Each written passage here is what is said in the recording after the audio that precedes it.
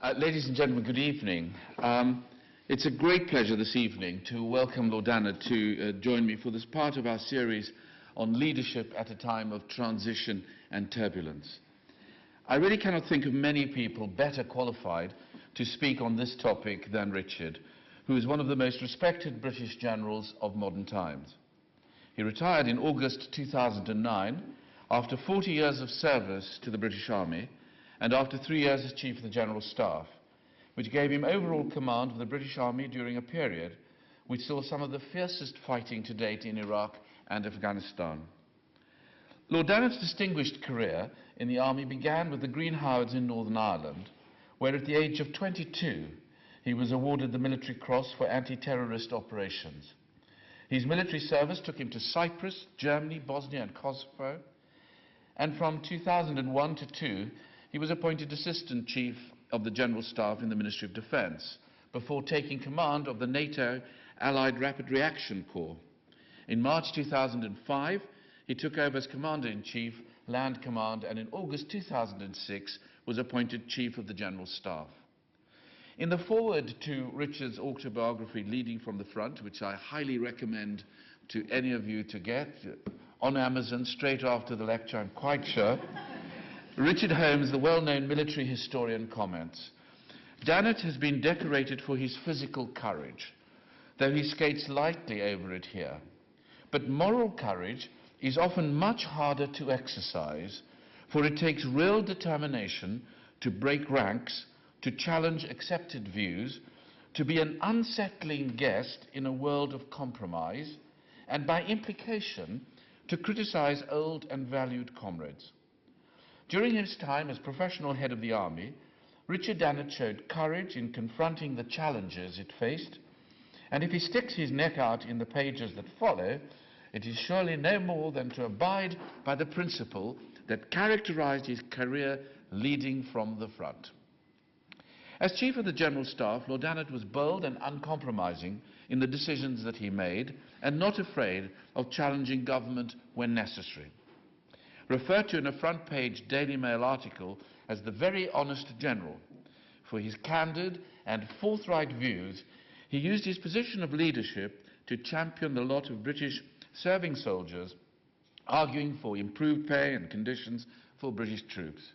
He took risks with the media, ultimately believing that the more that they were brought in, the more they would understand and therefore help to foster a greater sense of affinity between the troops and those at home. One of the great results of the strengthening of the ties between the public and the armed forces was the launch during his tenure of the very successful Help for Heroes campaign, which has raised nearly £85 million to support and to rehabilitate our wounded servicemen and women returning from Afghanistan and Iraq. Richard is married with 4 children, and his family, who he says has sustained him throughout his career in the Army. We're delighted that his wife Pippa is with us this evening. And one of his sons completed tours of Iraq and Afghanistan while he was Chief of the General Staff, giving him additional insight into the welfare of troops on the ground and real empathy with the families of serving soldiers. Lord Dannatt's 3 years as Chief of the General Staff have shaped the debate about the role of the Army in modern warfare. As well as championing the welfare of the serving soldiers, he's also campaigned for a defence strategy to meet more adequately the threats we face in the 21st century. Knowing Richard, I can say that there are very few people more qualified to talk about leadership in these turbulent times. Only time will tell how history interprets the conflicts in Iraq and Afghanistan, but it will surely be remembered as one of the most testing times in recent memory for the leadership of this country. As he concludes the last paragraph of his book, he writes, "For 2 years at Sandhurst, I, along with countless others before and since, wore the motto of the Royal Military Academy, 'Serve to lead,' as part of my cap badge. Perhaps we've never needed it more than we do today, a full understanding of the twin concepts of service and leadership, serving others in order to learn the enormous privilege of leadership. I couldn't agree more.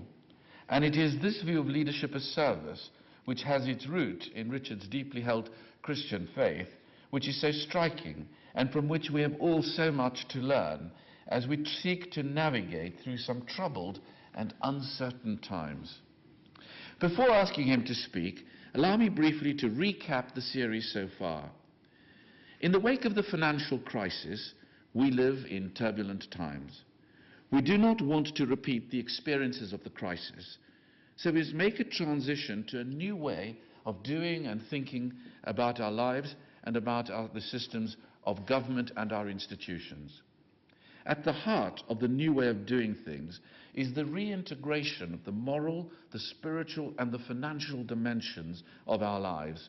In short, realizing what it is to be human. Making that transition requires leadership. In the first lecture in the series, I argued that we should seek to be leaders as stewards, echoing the serve to lead motto. This definition is particularly suited to the 21st century. All leaders, as I'm sure we will discuss, have the ability to make their followers or take them to places they did not expect them to go and might not even want to go. Leaders have a vision which they can articulate. They get us to buy into that vision. But they can do this because the followers give them legitimacy. And that, in turn, derives from the followers' conviction that the leader represents their best interests. In the modern world, that means conserving and sharing resources for the future. Simply barking out orders does not work in a wiki world of instant, free, and empowering information that is available to almost everyone. Now, the idea of the big society embodies the same logic. In the second lecture, I advanced the case for the big society, a flourishing and proliferation of intermediate groups between the state and the individual, because it captures the spirit of what groups and communities can do in a post-crisis wiki world. If the state is to retreat and to allow citizens to provide more services for themselves, the most effective kind of leadership will be that of a steward leader. When he took over as Chief of the General Staff, he saw that the military covenant between soldier and society had been greatly weakened. He set out about encouraging a greater dialogue and sense of understanding between the nation and the armed forces. This is the point of connection between this lecture and those that have gone before. In them I have argued that the covenant between the general public and the financial institutions has been severely impaired. Trust has been whittled away. Re-establishing this trust between society, our soldiers, our financial and other institutions is an imperative task for our time. Ladies and gentlemen, it's a great privilege and a great pleasure to introduce Lord Dannatt.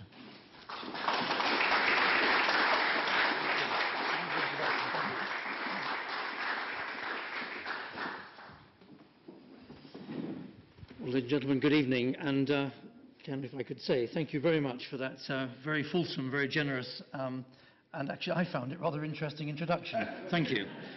It is indeed a great pleasure to be here this evening, and at the outset, can I say that I am delighted to be invited to give this Gresham lecture, one of a series, and I count it as a great privilege to do so. It's indeed an honour for someone like me, whose home is in Norfolk, to be associated with Sir Thomas Gresham, a Norfolk man himself, famous for establishing not only the Royal Exchange, but obviously Gresham College itself, perhaps inspired in part, at least, by his uncle, Sir John Gresham, who in 1555 founded Gresham School in Norfolk, which has thrived for 4.5 centuries and continues to do so, despite the presence a few years ago of my 2 younger children as pupils. But institutions like Gresham College, the Royal Exchange and Gresham School don't just happen. They are the result of forward-thinking and determined people, forward-thinking and determined leaders, seeing a need in their times, whether it was to improve education or to stabilize the currency, and to do something to meet those needs. Sir Thomas and Sir John Gresham were both, I would suggest, such leaders. But perhaps it was because that's what I used to do as a soldier, or just a reflection of how things are. I often find myself these days talking about leadership, and hence, consistent with the theme of this series of lectures, I picked the title Leadership in Turbulent Times for our discussion today. And it seems to me that that is very much what we're caught up in at present, whether it's financial turbulence, political turbulence, Afghan turbulence, Egyptian turbulence, or caught up in the slipstream of some catastrophic event. But we shouldn't shy away from aspiring to lead in turbulent times. If leadership's to be of any real value, if leaders are to really earn their pay, then it's in turbulent times that the real qualities will out, where the real value will be added, and where true leadership will be displayed, and not when everything is going swimmingly and according to plan. So I would suggest that leadership is for turbulent times, and thus turbulent times are the context in which effective leaders should thrive. After all, where in the history books would Winston Churchill have sat without the menace of National Socialism, or where might Margaret Thatcher have sat without the challenge from Argentina, or indeed the challenge from the National Union of Mine Workers? And I guess nearly, 9 months into his premiership, how will David Cameron now be considering his leadership challenge?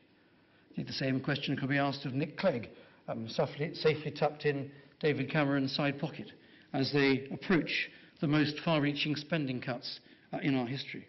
Certainly, I wish, as our Prime Minister, David Cameron, all the very best as he attempts to lead this country forward in these challenging and nearly bankrupt times.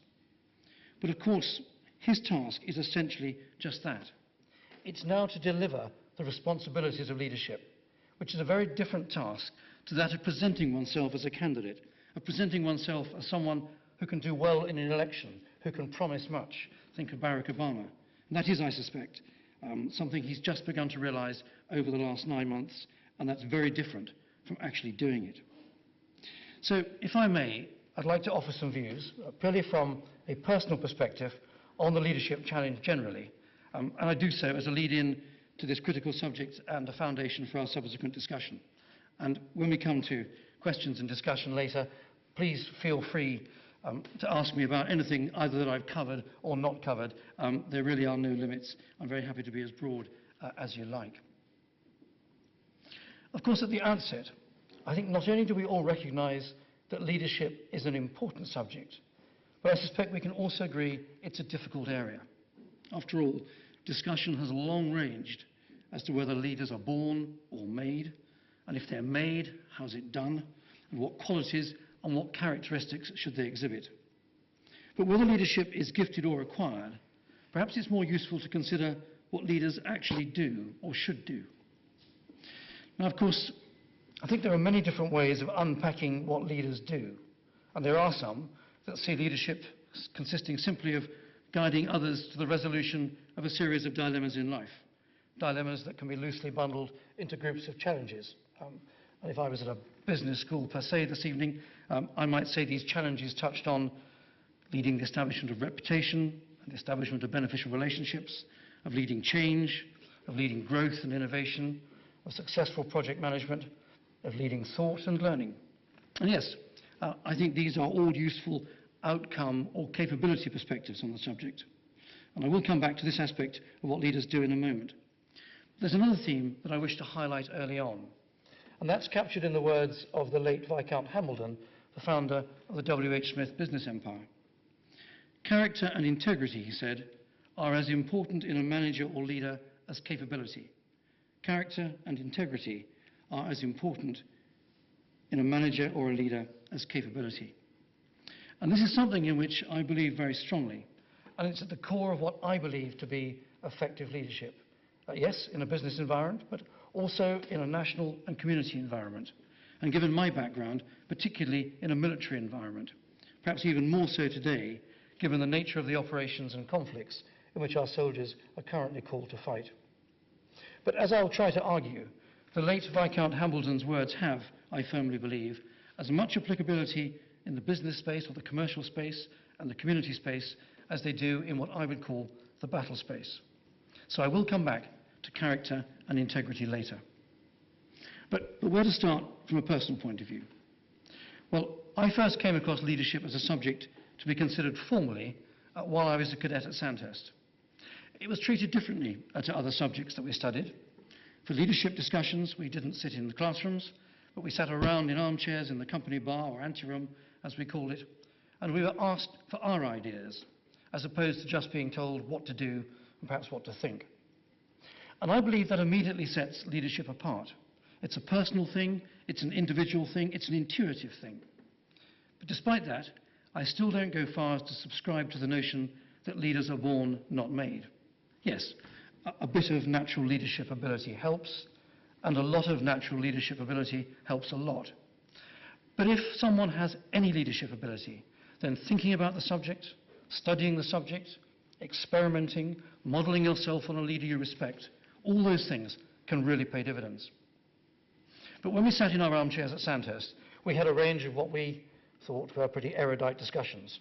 On the one hand, listing the qualities of a leader, and on the other hand, debating the merits of more functional approaches to leadership technique. I recall extensive discussion about the thoughts of one of my predecessors as head of the army, the late Field Marshal Lord Hardinge, who had produced an impressive list of qualities, in his view, to be exhibited by a good leader, of course, based on his experiences. He said a good leader needed absolute fitness, complete integrity, enduring courage, daring initiative, and undaunted willpower. And interestingly, he stressed the adjectives as well as the nouns: absolute fitness, complete integrity, enduring courage, daring initiative, undaunted willpower. And to these he added 3 other prerequisites: knowledge, judgment, and team spirit. Now, probably thinking all that's good stuff from a soldier's perspective, certainly applicable in the battle space, but I suggest probably also equally applicable in the business space, the community space, and elsewhere. But as respected and useful as possession of a large number of key qualities is, our discussions also turned to functional models of leadership behaviour. At the time, the action-centred leadership model put forward by Professor John Adair, then of the Industrial Society, was very influential. His 3 balls Venn diagram approach of the 3 individual but overlapping and interlocking leadership elements had much resonance.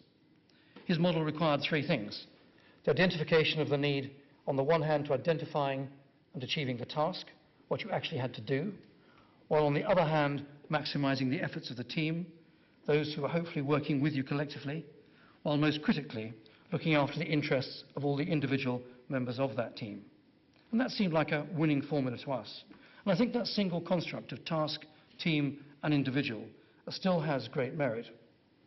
But one wonders, is that enough?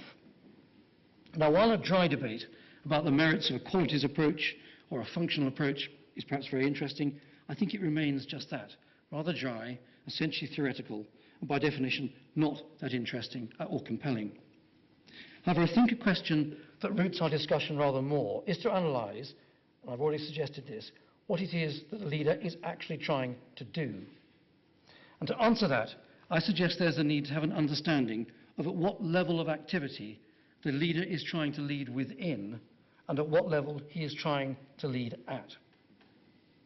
Now, in my sphere of work, we separate out activity into 3 levels: the strategic, the operational, and the tactical. Now, in any field of work, the first and last of these, I guess, are well known. The strategic level is where the big thoughts are thought, and every business endeavour or large organisation seems to be well supplied with strategic thought. Strategies for this, strategies for that. Probably, if we're honest, too many things called strategies. And then down below is where it all happens. It's tactics, where the rubber actually hits the road. And in this sense, the tactical level is about delivery.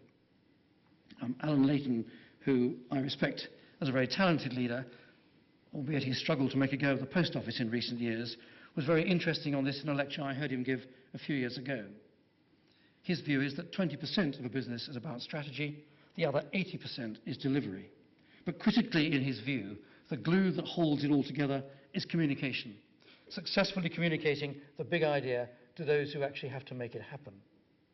But if communication is delivered by leaders or managers who really know their stuff, who can inspire their staff, and who can drive through to their objectives, then this is probably another commendable formula. But in my construct, this overlooks the key level of activity, and this is the operational level, the level which sits between the strategic and the tactical. It's the level that sits between the ideas and the action. In fact, it's the level which turns the ideas into action. And in my book, that is the level which lifts the mediocre to the exceptional. It's the level that listed, if you like, Nelson, Wellington and Montgomery into the history books, and the likes of Bill Gates and Richard Branson into the world's rich lists. Because it's at this operational level where the general or the captain of industry does his real work, and where an end-to-end plan is formulated to transform the original idea, the big idea, into success on the battlefield or to serious profit on the balance sheet. I offer a negative example. As a young platoon commander in Belfast in 1972, I was charged with responsibility for a very contentious part of the southwest of the city. I won't dwell on the detail, but I was hugely relieved when one day I was told the General Officer commanding Northern Ireland, 3-star Lieutenant General, was coming to visit. I was a second lieutenant. I explained my problem, I walked him around the area, and then I asked, "Well, General, what do you suggest I do?" He put his arm on my shoulder and replied, "Richard, we in the British Army have got pretty broad shoulders, so just muddle through." And to this day, I've been determined that there is a better way than muddling through. And I think if we need another more contemporary, if controversial example, I think the complete lack of planning for what happened next in Iraq in 2003, after the military intervention had achieved regime change, stands as an extraordinary indictment. I won't prejudge the Chilcot inquiry on this one. Suffice to say that if the strategic objectives have not been clearly identified, and there is no operational level campaign plan worthy of the paper it's written on, then leaving the issue to the wit and instinct of the foot soldiers on the ground at the tactical level is a huge risk.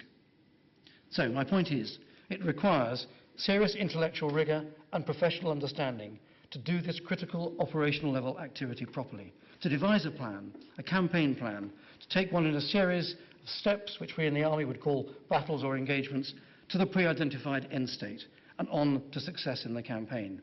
Clearly the antithesis of muddling through.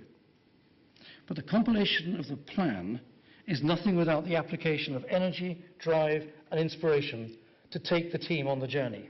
And this aspect of leadership is key, and it begs the question, will those who are integral to your plan actually come on the journey with you? Because the plan, how clever, and the leader's ability that good, unless there's a really strong capacity to lead, then successfully promoting followership is quite another. And to arrive with no one behind you is a very lonely experience, and many a young officer has only been followed out of curiosity.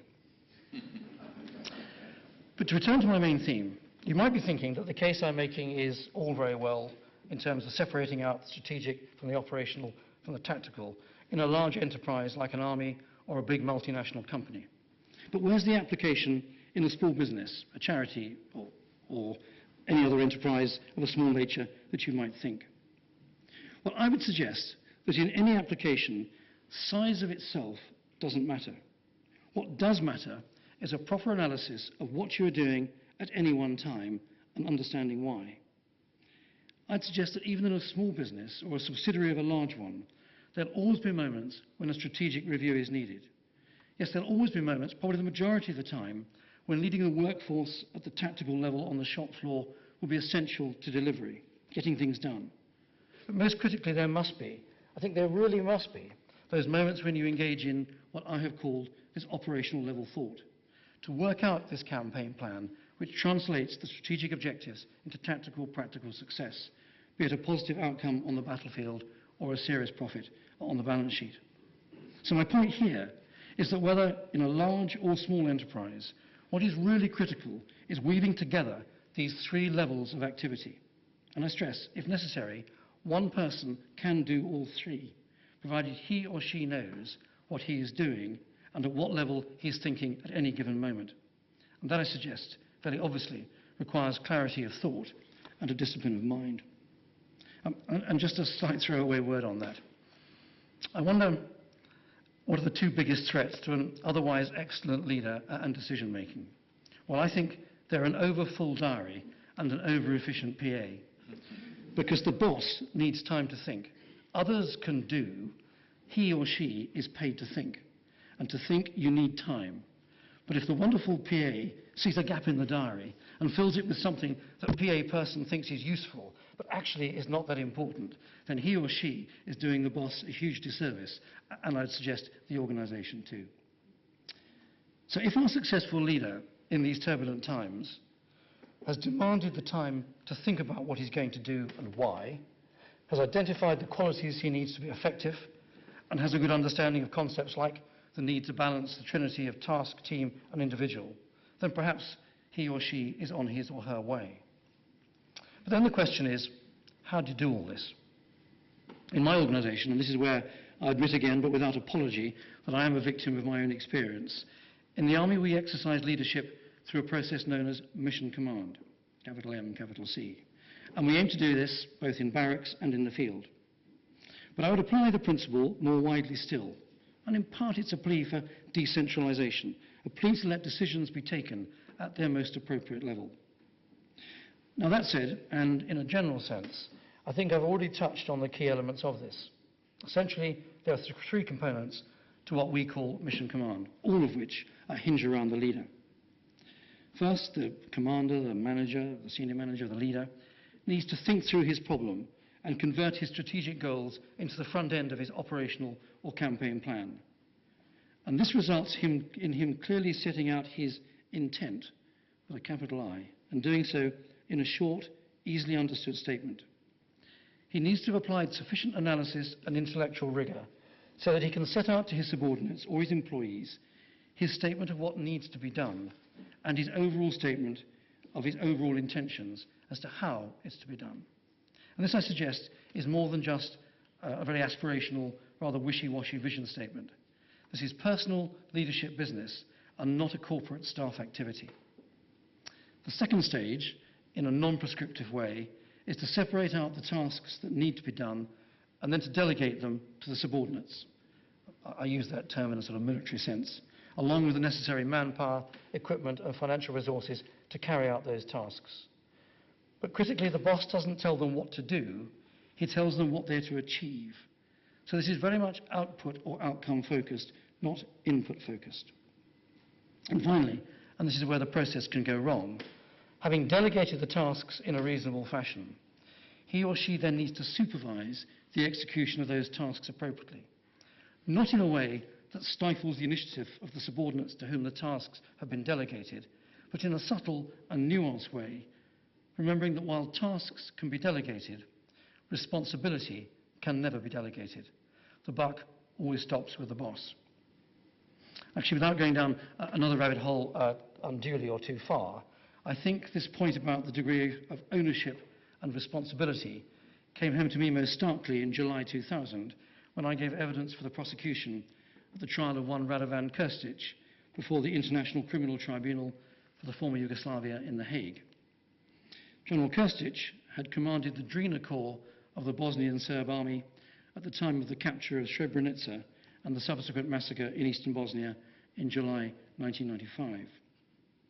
He was about the same age as me, had a professional military background in the Yugoslav National Army that had begun at the same time as mine had in the British Army, and in 1995 was commanding a formation very similar in size and organisation to the 3rd UK Division, which I was then commanding. His mistake on the 13th of July 1995 was to accept a mission from his superior and develop a plan that led directly to the massacre of 7,000 to 8,000 Muslim men and boys. He'd accepted ownership of the operation, became responsible for the plan, but mistakenly and foolishly based his defence in court on having delegated his responsibility, and quite properly was convicted and sentenced to 42 years imprisonment for a variety of war crimes. When we say glibly, the buck stops here, for Radovan Krstic, it stopped for him in spades on the day that he was convicted. And that said, and as another aside, I know from looking at him, and he knows, again from looking at him, and the court also knows, that his real failure was a complete collapse of personal moral courage. Had he refused to accept the mission from General Ratko Mladic, or tried to talk his superior out of the idea, then he would not be in prison now, and more importantly, upwards of 8,000 people would still be alive. Yes, I accept. The risks of the morally correct line were obviously high, but on the day, he failed the test. Now, earlier on, I made reference to Viscount Hambledon's declaration that character and integrity are as important in a manager or leader as capability. And I sense that once again, I've already touched on both aspects of character and integrity in what I've said so far. A leader does indeed need certain qualities, of which integrity is key. And at the same time, there are certain capabilities that a leader needs as well. I've touched on them.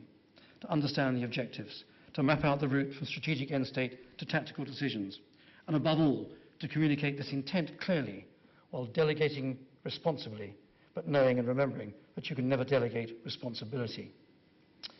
But I wonder if these qualities and capabilities that I've suggested are enough. Fitness, integrity, courage, initiative, willpower.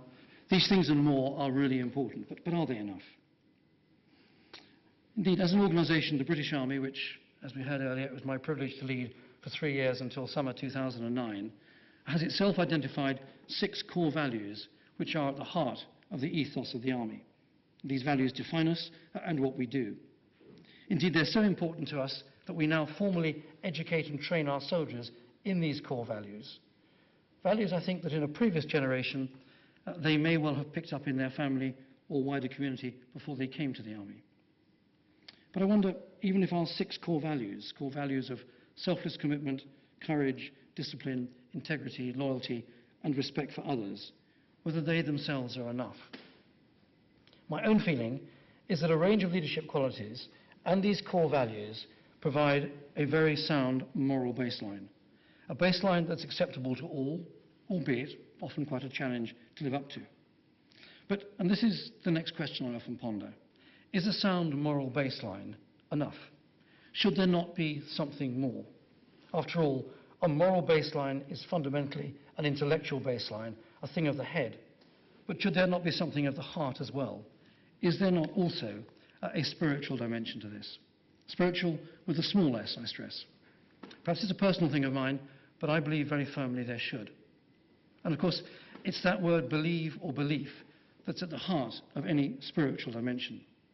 Now, for some, belief in the cause, belief in the leader, or even in my organisation within the tribal nature of the British Army, belief in the regiment, for some, will be enough. But I'm not so sure. What really sustains, in my view, is something more than this, something far bigger than ourselves, something bigger and deeper than we can imagine or rationalise for ourselves. This first came home to me, again, as a young platoon commander in Northern Ireland in the early 1970s, when my platoon and I got caught up in a fierce gunfight in Belfast. Bullets flew up and down the street in a rather alarming way. At the end of the day, we had killed at least 2 terrorists and wounded, I'm not sure even to this day, how many others. And 2 of my soldiers had been shot, one of whom died of his wounds shortly afterwards. Whatever anyone said later that day, everyone had been scared witless, if they were at all honest.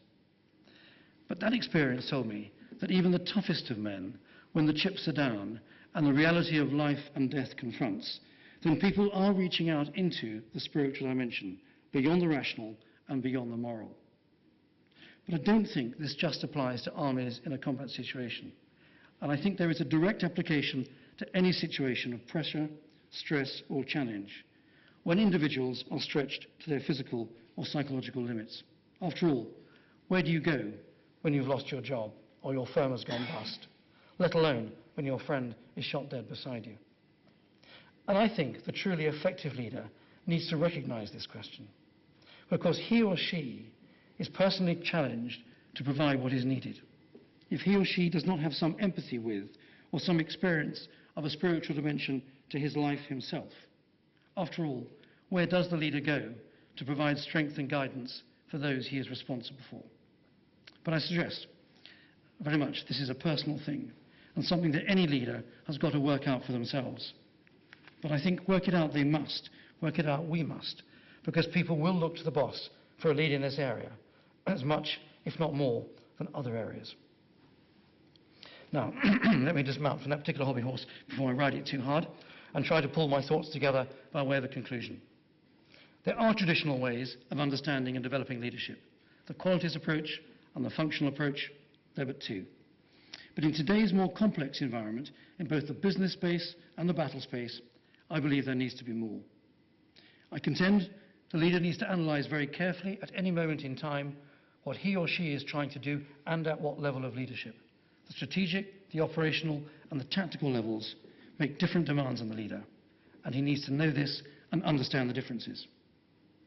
Moreover, in my view, he needs to have done his own homework, become crystal clear what he wants to achieve, before he can then very clearly articulate his intent. Because it's that statement of intent that provides the focus for the sensible delegation of tasks and the framework for appropriate supervision and the foundation of motivation. But what really gives the leader his or her authority, his or her right to lead, does at the end of the day come down to him or her as a person.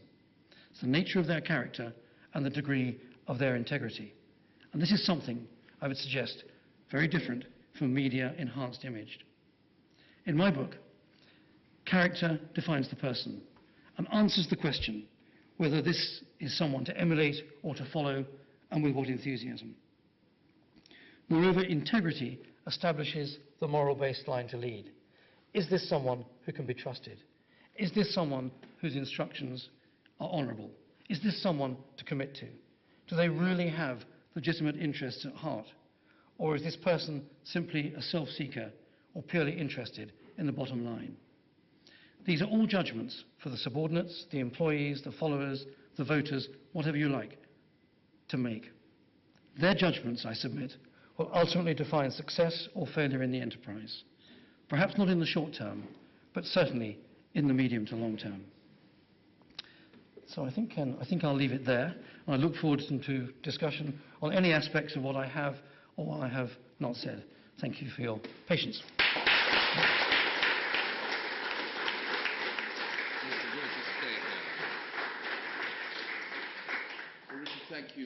Thank you very much indeed for being both provoking and thoughtful and giving us some very real guidance on some of the hard issues and the difficult issues that you have faced and ways to approach them. I wonder, before taking a question, if I might just ask you to comment on the interplay between of the institutions of the military and the political, not necessarily in our country. I mean, I'm just thinking, for example, of Egypt today, where you have this very difficult tension, is one word, actually adroitness is another, in the way in which the military sees its task in that country. Now, the differences between having a democracy and not, but you've seen it from many angles, Kosovo, our own country, Ireland and all of that. And I wondered whether you might just comment on leadership and the interplay between those two aspects, and then we'll take some further questions. No, well, thank you. If I could answer in the context of a democracy, which I think is really where our and my experience lies, what is absolutely needed is a good relationship between the politicians on the one hand, if you like, and the military leadership on the other hand. It's probably a fair comment to make in the context of our own current times that very few of our political leaders today, as a result of the way the world has developed since the major conflicts like the Second World War, that the politicians have got much military experience. That isn't in itself a problem, but by the same token, military leaders have got very little political experience. The important thing is that both realises their own strengths and their own weaknesses, and make sure that there is a good dialogue that overlaps one with the other, and that no one assumes a degree of arrogance that they have the answer to whatever the problem is, but a very good understanding that politicians will set the policy. And of course that is a matter on which the military, and certainly in this country, are invited to give their views before the policy is set. But once the policy is set and the job has been defined, the strategic objective set, that then the military must be given the lead to get on and achieve the objective and do the job. And this is perhaps the area where tension has crept in recent times. But fundamentally, it's a partnership, it's a dialogue. It doesn't necessarily have to be characterised by tension, But if there's not an openness and an understanding that I know a lot about politics and he knows a lot about the military, we both need to learn from each other, then you will get friction. And that friction will always be exacerbated if insufficient resources are allocated to do the job properly. Thank you very much. Question? Oh, thank you.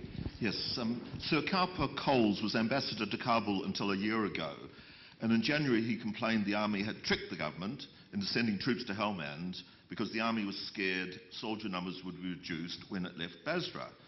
We remember Defence Secretary John Reid saying in Parliament he hoped not a bullet would be fired in Helmand.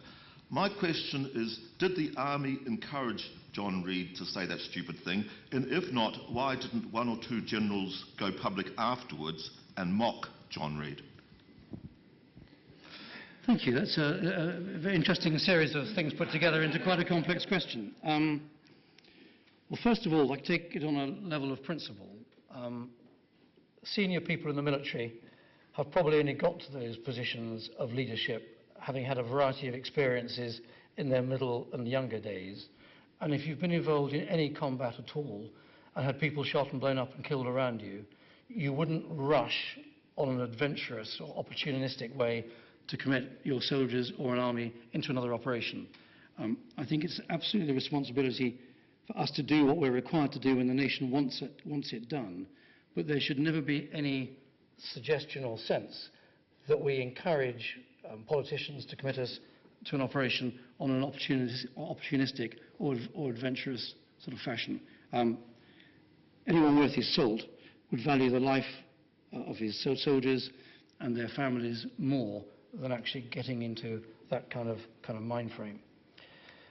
You mentioned John Reid and his most unfortunate public comment that he hoped we'd complete the operation in southern Afghanistan without a shot being fired. He very much regrets that comment that he made. Like all comments that become public and catchy, it was taken fairly out of context. It was a fairly wishfully put thought that we might have been able to carry out an operation of reconstruction and development in southern Afghanistan by helping the people rather than having to conduct a serious amount of fighting in order to bring that country forward and bring it on. As it turned out, I think it's fair to recognise that the intelligence base of what we went into was not as good as it might have been. The degree of opposition by the Taliban to us in their space was greater than was perhaps anticipated, and therefore the degree of fighting, and not just 1 million of his bullets he hoped not to fight, but many bullets and over 350 lives lost, has been the consequence. But I think whatever he had hoped, whatever the belief was at the time, the objective still remains the same and still remains extremely important. It's not in our interests or the West's interests to see Afghanistan characterized by ungoverned space as a failed or failing state into which Al-Qaeda could return and set up the kind of bases that they had done when it was a failed state characterized by ungoverned space in the period running up to 9/11 in 2001. And of course we could go into that in rather greater detail. So the objective, in just very broad terms, without going down the Afghan route too far, is not that we're going to turn Afghanistan into a liberal democracy on Western lines, whatever any one of us sort of neocon disposition might have thought, but just to leave Afghanistan sufficiently stable in the hands of the Afghan authorities as quickly as possible so that their country cannot be taken advantage of by those that would seek to manipulate one of the world's great religions, Islam, and apply their very negative Islamist agenda back into a country like Afghanistan. And of course, it's not just Afghanistan. Pakistan is a major worry, and the same desire to stabilize Pakistan is really important. Roll forward to Yemen, roll forward to Somalia. These are all potentially failed or failing states that need to be stabilized to prevent a vacuum being created, to prevent those who would, as I say, use the perversion of one of the world's great religions for their own essentially political purposes. So the hope of John Reid was reasonable. The objective has remained the same, But as often happens within military matters, while the mission remains the same, the scheme of manoeuvre, the way we do it, has had to change. It's become much more difficult. It's cost us a lot of money. It's cost us 350 lives, and a lot more lives broken and shattered through people losing limbs, sometimes many limbs. But the framework that we're following, the operational idea that we're following of clear, hold and build, clearing areas of Taliban, which we then hold sufficiently securely to give the people confidence in us and their own security forces so we can build a better life for them. That is the way a classic counterinsurgency is conducted. That is the way the hearts and minds of the people are won. And if we can do that, then we will achieve the objective of stabilizing the country sufficiently and bring our own troops home. It's not in our interest to keep one British soldier 1 day or 1 week longer in Afghanistan than we absolutely have to. Sorry, a long answer to an interesting question. Thank you.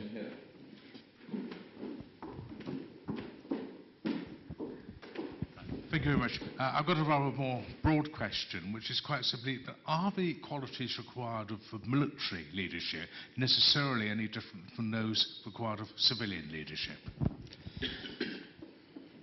Well, I think my general contention is that I don't think they are. And I sort of rather tried to sort of make that as an underlying point in my main remarks. And I think things that you can crystallize from what we would regard as military principles of leadership, I think have fairly equal, or certainly significant, application in the business world or the community world. And one of the points that I was sort of labouring to death, I think, in my main address was the antithesis of muddling through. Have an idea what you want to achieve. Know there are good people that will do it for you, but link the idea to the good people by having a plan and then driving that plan through. Now, I would have thought that must be the same in the commercial world, in the industrial world, as it is in the military world. And therefore, the same characteristics and qualities and understanding of the functions that you're trying to carry out as a leader, I think have very similar, if not totally equally weighted, applicability. Some characteristics will need more than others, but I think the read across isn't just the army does what the army does and the banking sector does what the banking sector does. I think we're much more in this together. Can I just follow that up and tease you out a little bit more on that, General Dannatt? I mean, drawing on my experience in the church, particularly with the Diocese of Oxford over 19 years, I picked up the fact that you said, delegate a task, make it clear what you want to achieve, but don't tell them how to do it. But haven't you first, certainly I found this in the church, you've actually got people, you've got to get people to identify with the task. If they're going to be wholehearted about achieving it, they need to make it their own first. And therefore you need to draw them into the drawing up of the strategy in the first place. It's not just one person deciding in a lowly tower what needs doing and then, as it were, delegating the task. You've actually got to draw quite a wide range, as big a wide range of people into actually the drawing up of the strategy in the first place. Which I would completely agree with that, and it's a point I might have made, and I'll make it agreeing with you in part and disagreeing with you in circumstances that I'll explain in part. In the military, and in my own experience, sometimes you have got the opportunity, I was about to say luxury, the opportunity to draw people in and to get a variety of points of view before you decide what we're going to do. And of course, that is an extremely useful thing to do. The more stakeholders you can bring in to commit, then I think that has a great advantage. Sometimes we don't have the time to do that, particularly in an operational and a field setting where a situation develops. The commander has got to make a decision quite quickly. He's probably got to do that on the basis of his own experience, his intuition, and decide what's going to be done and give orders and get on and do it. And everyone within the military understands that there are times when that has to happen. But the better way is the way that you were suggesting. And certainly in the deliberate phase of planning something or setting a policy for something, then to draw in your command group, your senior staff, those around you, and put the problem to them and allow the luxury. And I used to say, look, I might be the general and you might be just sort of a bit more junior. In this discussion, all views carry equal weight. Let's get them all on the table. And And some of those views can contend with each other. And I think that in the sort of diversity of the views and the contention, sometimes you arrive at the best position. And that way, I think you can bring more stakeholders in, and therefore the more you've brought in, the greater interest they have in seeing it succeed, and therefore the commitment is shared. So I agree with you, with the caveat, we can't always do that.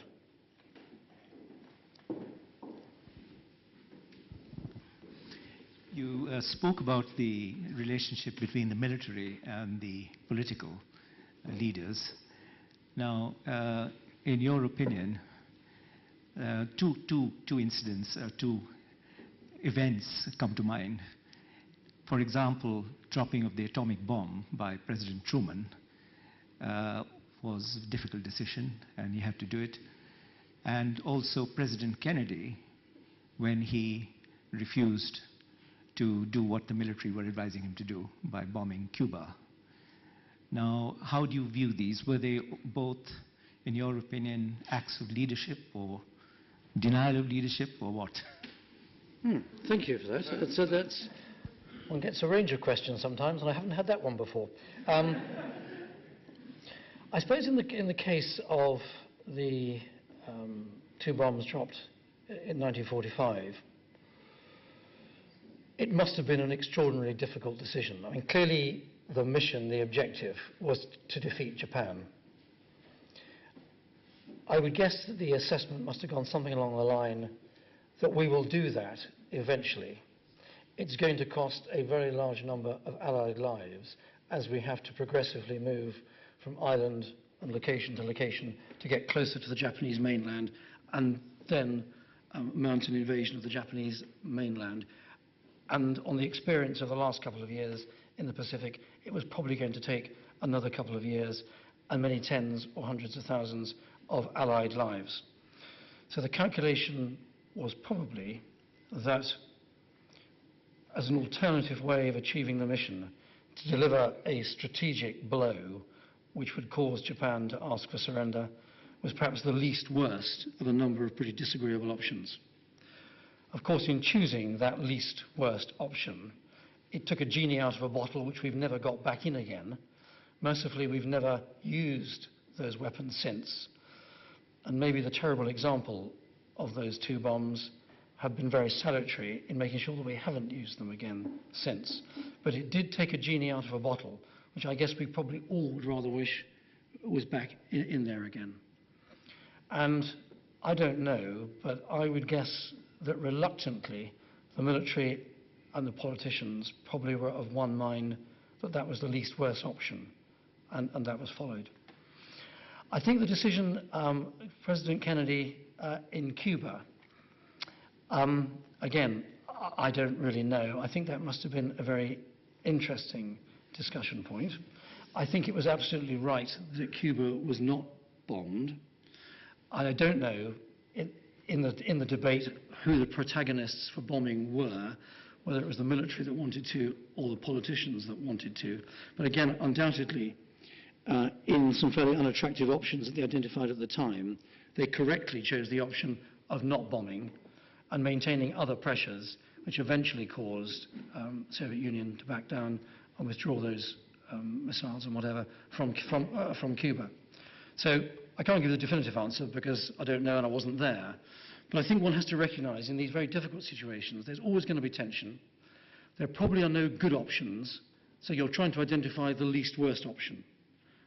And then I think one has to think through what the consequences, intended or unintended, of that least worst option are, and then try and mitigate the risks as best as you can. If these things were easy, we'd do it just like that. They're not easy.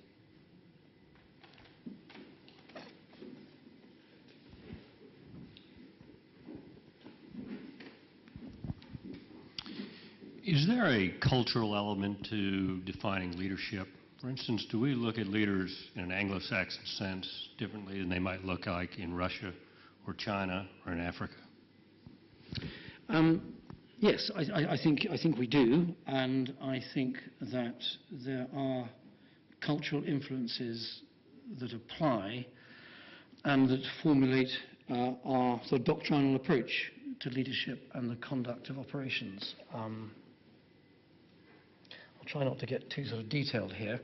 I talked about mission command.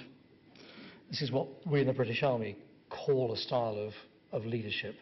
It's based on a German approach known as Auftragstaktik, which is the same thing, but the Germans invented it. Karl von Clausewitz and others rather developed it, and we've endorsed it in a British sort of way.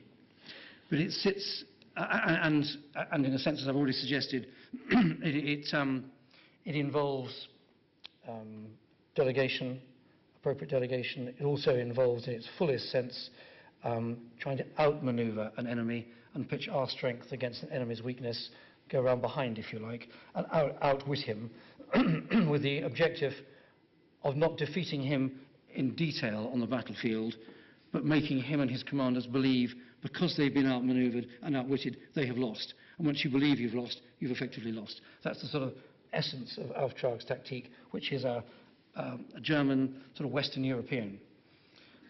The counterpoint approach is something called Befehlstaktik, which is very much of the sort of Eastern Bloc and Eastern mentality, which is a much more directed form of operations. You will do what I tell you because this is what we're going to do, and we will pitch our strength at the place that we decide that we're going to break through, and we will reinforce in those sectors. We will apply our pressure.